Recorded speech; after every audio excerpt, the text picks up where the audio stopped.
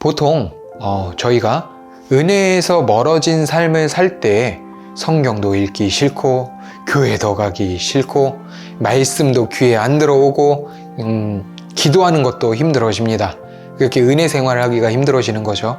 그럴 때 주변에서 엄마나 아빠 또 형제, 친척, 전도사님, 목사님들이 얘야 너 지금 그러면 안 돼. 하나님이 지금 이렇게 말씀하고 계셔 라고 조언하거나 경고할 때가 있죠. 그런데 저도요, 그런 말 들으면 괜히 욱해가지고 내가 알아서 할게 하고 튕긴 적이 있어요. 안녕하세요 여러분. 오늘은 마태복음 족보에 나오는 네 번째 여자 밧세바에 대해 살펴보려고 합니다. 마태복음 족보에는 우리아의 아내라고 기록이 되어 있어요. 근데 그 우리아의 아내가 밧세바입니다. 그리고 또 그 밧세바는 어떻게 그리스도의 족보에 올라갈 수 있었을까요? 다윗이 밧세바를 처음 봤을 때 이스라엘은 전쟁 중이었어요. 그 당시 이스라엘은 암몬 족속과 전쟁 중이었고 다윗은 전쟁에 빠지지 않고 항상 참전을 했었거든요. 그런데 어쩐 일인지 이번 전쟁은 이렇게 참여하지 않고 예루살렘 성에 그냥 있었어요. 자세한 설명을 하기 위해서는 위 일화를 좀 살펴봐야 되겠습니다. 이 배경은 사무엘하 10장에서 12장을 보면은 알 수 있어요. 먼저 암몬과의 전쟁의 배경은, 시작은 이렇습니다. 암몬 족속의 왕 나하스라는 사람이 있었는데요. 그 나하스가 죽고 그 아들 한운이 왕을 이어받았어요. 그때 다윗이 이렇게 말을 합니다. 사무엘하 10장 2절입니다. 다윗이 이르되 내가 나하스의 아들 한운에게 은총을 베풀리라. 그의 아버지가 내게 은총을 베풀었음이니라. 그러니까 암몬 족속의 왕 나하스라는 사람이 다윗과 그래도 원만한 관계를 유지했던 것 같아요. 그런데 그 나하스가 죽고 그 아들이 이어받았죠. 그래서 다윗이 이렇게 조문을 보낸 거예요. 좋은 마음으로요. 그런데 그 조문객을 그 아들이 어떻게 대하냐면요, 수염의 절반을 깎고요, 또 의복에 중동볼기까지 잘랐다고 해요. 그러니까 되게 우스꽝스러운 모습이었을 거예요. 의복의 중동볼기는 뭐냐면 이렇게 사타구니 쪽부터 엉덩이까지 이렇게 옷을 찢은 거예요. 그러니까 굉장히 수치스럽고, 사절단을 조문객을 굉장히 수치스러운 모습으로 웃음거리가 되게 만든 거죠. 수염의 반만 깎아놓고 바지는 찢어지고. 그런데 이 사건으로 이렇게 한운이 사과를 한 게 아니라 다윗의 미움받을 것을 알고 오히려 용병들을 고용해서 전쟁을 준비합니다. 웃기죠? 다윗이 화가 났어요. 화가 나서 장군 요압과 그 동생 아비새를 필두로 최정예 병력을 투입해서 전면전을 준비하도록 해요. 전방과 후방에 요압과 아비새를 적절하게 잘 배치를 해서 전략적으로 상호 보완할 수 있게 말이죠. 전쟁에 아마 굉장히 능숙한 사람들이었어요. 그러니까 질 거라고 생각을 안 했었을 거예요. 그런데 밧세바의 사건이 이 전쟁과 무슨 상관이 있냐고요? 바로 여기서부터 문제가 발생하기 시작을 합니다. 무슨 문제냐고요? 다윗이 전쟁에 참여하지 않아요. 다윗은 이전 모든 전쟁에 직간접적으로 참여를 했었거든요. 하지만 이번 전쟁은 어째서인지 참여를 하지 않았어요. 그런데 전쟁에 참여하지 않은 다윗이 예루살렘 지붕 위를 거닐다가 한 여자가 목욕하는 것을 목격하게 됩니다. 그런데 다윗이 보기에는 이 여자가 참 예뻤나 봐요. 그래서 신하를 보내서 저 여자가 누군지 알아보라고 시키죠. 그 여자가 바로 우리아의 아내인 밧세바입니다. 자신의 부하의 아내라는 것을 들은 다윗은 이상한 명령을 내려요. 바로 그 여인을 자신에게 데려오라고 명령을 하죠. 그리고 더 이상한 것은 그 여자와 동침을 합니다. 이런 다윗의 행동이 쉽게 이해가 되지 않더라고요. 첫 번째 여기서 의문이 들었어요. 다윗은 왜 전쟁에 나가지 않았을까? 그리고 또 자신의 부하의 아내인 것을 알았음에도 왜 데려와서 동침을 했을까? 그리고 나중에 밧세바가 다윗에게 사람을 보내서 알려옵니다. 무엇을 알려왔냐면 자신이 임신했다는 것을 다윗에게 알려와요. 최소 4주 내지 5주가 지났다는 거죠.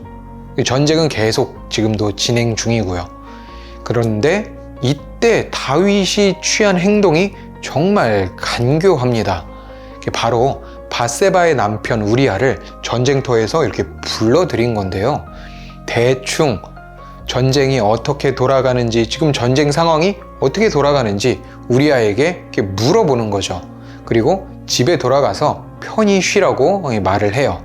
그 내면에는 바로 집으로 돌아가서 이렇게 아내와 동침하고, 그렇게 해서 아이가 생기게끔, 아이가 생겼을 거라고 믿게끔, 그러니까 자신이 임신시킨 아이를 우리아의 아들로, 우리아의 자식으로 둔갑시키려고 한 거죠. 위장하려고 한 거예요. 굉장히 간교하죠. 하지만 그 우리아는 굉장한 충신이었습니다. 이렇게 말을 해요. 우리아가 내 상관과 전우들이 전쟁 중인데 내가 어찌 집에 가서 아내와 잠을 자겠습니까? 라고 말을 해요. 그리고 집에 돌아가지 않아요. 그렇게 말을 한 뒤에 궁궐 문 앞에서 이렇게 잠을 자요. 첫 번째 계획이 실패하자 다윗은 바로 다음 계획을 진행하는데요. 그 계획이 뭐였냐면 바로 다시 우리아를 불러들입니다. 그리고 같이 술을 마시고 집으로 이제 돌려보내요. 술을 마셨으니까 집에 돌아갈 거라고 생각을 했던 것 같아요. 그러나 우리아는 그날도 집에 돌아가지 않았어요. 엄청난 충신이었던 거죠. 그런데 바로 여기서 다윗의 엄청 충격적인 행동이 드러납니다. 바로 그 전쟁을 지휘하고 있는 요압 장군에게 편지를 쓰는 건데요. 그 편지 내용이 뭐였냐면 전쟁에 가장 치열한 곳에 우리아를 선봉으로 세우고 병력을 이렇게 뒤로 후퇴시켜서 그 우리아를 전사하게, 죽게 만들라는 명령을 내리죠. 그렇게 해서 우리아는 전사하게 됩니다. 햇사람 우리아라고 되어 있어요. 그러니까 이스라엘 민족은 아니었을 거예요. 우리아는 이방인이었지만 엄청난 충성심을 가진 장군이었고, 또 다윗이 가장 신임하던 37인의 용사 중 한 사람이었어요. 사무엘하 23장에 보면은 그 37인에 대한 명단이 쭉 나오는데요. 39절에 보면 우리아의 이름이 언급이 됩니다. 햇사람 우리아라 도합 37명이었더라. 그러니까 그 엘리트 장군 37명의 그 장수에 우리아가 당당히 포함되었던 거예요. 이 사건은, 이렇게 우리아를 죽인 이 사건은 다윗 일생일대 5점으로 기록이 됩니다. 하나님께서도 언급하신 부분이죠. 바로 열왕기상 15장 5절인데요. 다윗이 햇사람 우리아의 일 외에는 평생에 여호와 보시기에 정직하게 행하고 자기에게 명하신 모든 일을 어기지 아니하였으므로, 이렇게 기록이 되어 있어요. 이처럼 다윗은 일평생 아주 정직하게 살았지만 우리아의 사건은 하나님이 보시기에도 예외로 기록하신 일이었다는 거죠. 그리고 또 더 충격적인 일은 우리아가 그렇게 죽자마자 장례를 치르고 그 장례가 끝나자마자 이렇게 밧세바를 궁으로 불러들입니다. 그리고 어떻게 했냐고요? 아내를 삼아 버렸어요. 그렇게 매력적이었나? 밧세바가 그렇게 예뻤을까요?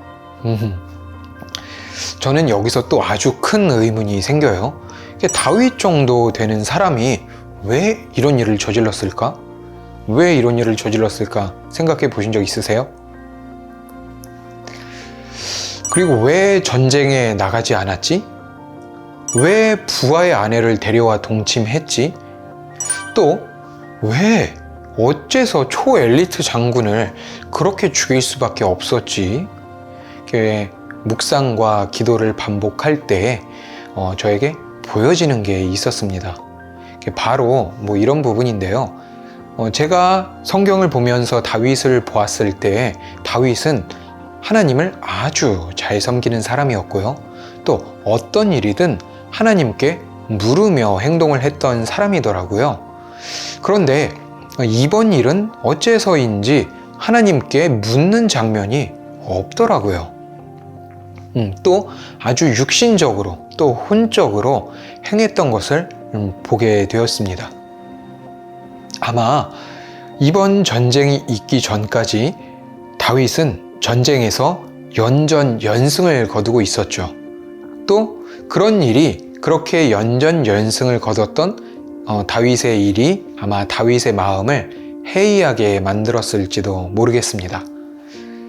자신이 전쟁에 나가지 않아도 승리할 수 있을 거라는 교만한 마음, 또 전쟁에 나가야 할지 말아야 할지 묻던 이전의 모습과는 굉장히 상반된 모습이었죠. 그렇게 하나님을 멀리 했을 때 바로 육신의 시험이 닥치게 된 것이죠. 바로 밧세바라는 사건 말이에요. 그것도 그냥 자신이 보기에 아리따운 여성이 아니라 목욕을 하고 있던 여성이었어요. 아마 음욕이 일어났던 것 같아요. 자신의 위치가 왕이고 또 무엇이든 가질 수 있는 위치라는 교만도 있었을 것 같아요. 여기서 하나님께 묻는 장면은 여전히 보이지가 않아요. 그렇게 다윗은 범죄를 하고 맙니다. 점점 죄가 이렇게 쌓여가고 있는 거예요. 하지만 아직까지 회개하는 모습은 보여지지가 않아요. 그렇게 점점 일이 커지고 육신으로 한 일에 대한 열매는 꼭 먹게 되어 있는 것 같아요. 갈라디아서 6장 7절에서 8절을 한번 보도록 하겠습니다. 이렇게 스스로 속이지 말라. 하나님은 만홀히 여김을 받지 아니하시나니 사람이 무엇으로 심든지 그대로 거두리라. 자기의 육체를 위하여 심는 자는 육체로부터 썩어질 것을 거두고 성령을 위하여 심는 자는 성령으로부터 영생을 거두리라. 다윗은 임신 사건으로 인해 결국 충신 우리아를 죽음에 이르게 하죠. 저는 이 장면을 보면서 가인과 아벨, 그 가인과 아벨 사건에서 가인이 아벨을 죽인 사건이 떠오르더라고요. 물론 지금 이 다윗과 아벨의 이 가인의 사건은 분명히 다릅니다. 가인은 질투와 분노 때문에, 또 다윗은 자신의 죄를 감추기 위한 의도로 각각 돌이킬 수 없는 선택을 하게 되죠. 제가 무엇을 말씀을 드리고 싶은 거냐면 사람의 욕망에 관한 것입니다. 사람의 혼적인 부분에 대한 부분을 말씀드리고 싶은 거예요. 결국 하나님께로부터 나오지 않은 모든 자신의 생각으로 비롯된 혼적인 모든 부분들은 결국 그런 것들은 범죄를 할 수밖에 없다는 사실을 말씀드리고 싶은 거예요. 아무리 신앙이 깊고 은혜가 충만하다 할지라도 하나님께 묻지 않고 하나님을 놓쳐버린다면 결국 육신으로밖에 살 수 없다는 것을 말하고 있는 것 같더라고요. 그것은 결국 죄로 이어지고 그 열매는 반드시 먹게 되어 있다는 거죠. 이 때문에 다윗이 범죄한 것 때문에 나단 선지자가 직접 다윗을 찾아와 책망을 합니다. 하나님께서 다윗에게 직접 말씀하지 않으시고 나단을 통해 말씀하셨어요. 그렇게 하나님을 잘 섬겼던 다윗이 하나님께 직접 묻고 응답을 받았던 다윗이 왜 나단을 통해서 메시지를 받아야 했을까요? 저는 그렇게 생각을 했어요. 다윗이 죄로 인해서 하나님의 음성을 들을 수 없는 상태이기 때문이었다고 생각을 합니다. 나단이 비유를 통해서 다윗에게 말할 때에도 자신을 빗대어 말하고 있는 이야기인지 모를 정도로 영적으로 둔감해져 있었어요. 나단이 그 사람이 바로 당신입니다 라고 외쳤을 때 다윗의 반응이 어땠을까요? 저는 이 장면에서 또 한 번 놀랐어요. 보통 저희가 은혜에서 멀어진 삶을 살 때 성경도 읽기 싫고 교회도 가기 싫고 말씀도 귀에 안 들어오고 기도하는 것도 힘들어집니다. 그렇게 은혜 생활을 하기가 힘들어지는 거죠. 그럴 때 주변에서 뭐 엄마나 아빠 또 형제, 친척, 뭐 전도사님, 목사님들이 얘야 너 지금 그러면 안 돼. 하나님이 지금 이렇게 말씀하고 계셔 라고 조언하거나 경고할 때가 있죠. 그런데 저도요 그런 말 들으면 괜히 욱해가지고 내가 알아서 할게 하고 튕긴 적이 있어요. 물론 과거예요. 그런데 다윗은 어땠나요? 정말 놀랐던 부분이 바로 인정해 버렸다는 거예요. 내가 여호와께 범죄하였노라. 바로 무릎을 꿇었다는 거예요.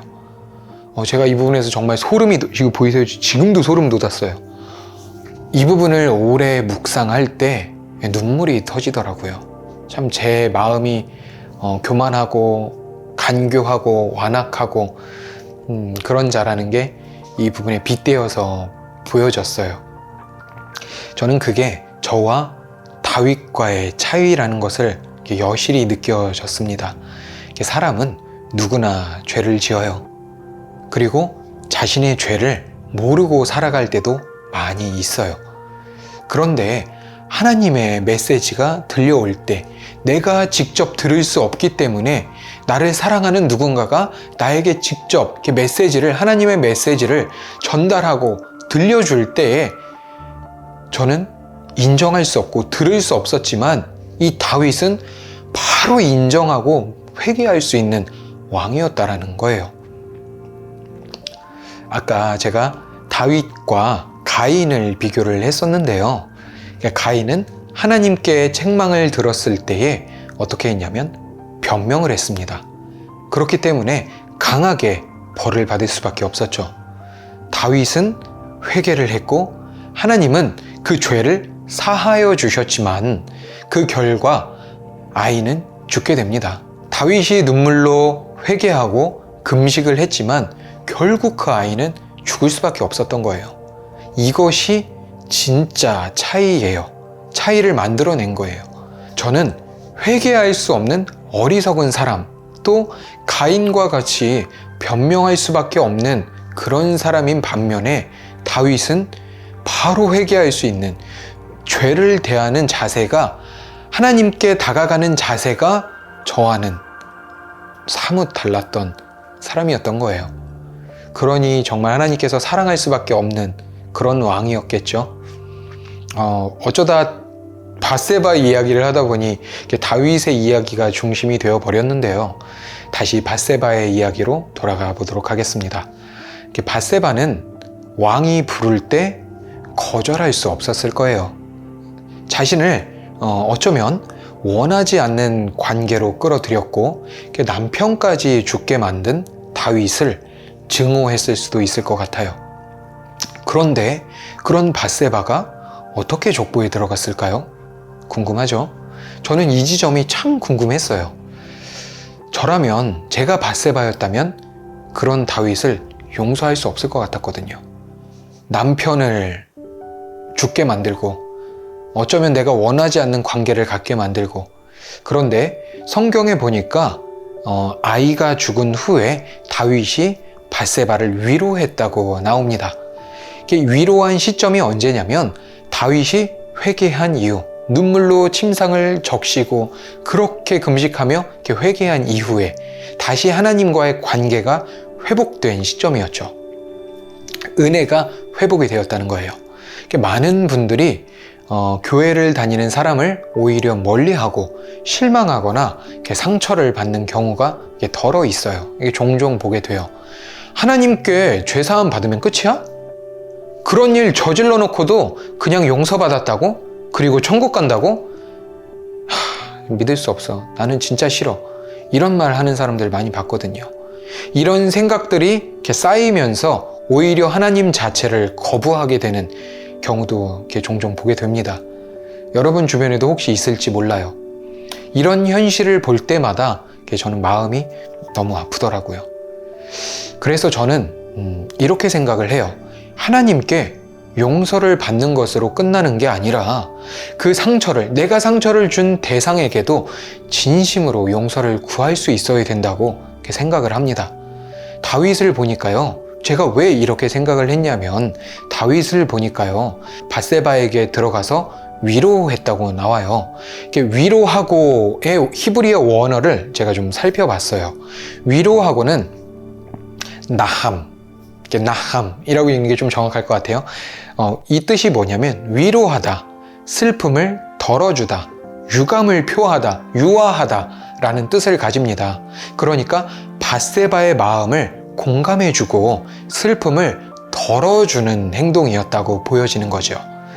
제가 한 묵상으로는, 그 결과로는 다윗이 밧세바에게 들어가서 진심으로 사과를 하고 용서를 구했을 것 같아요.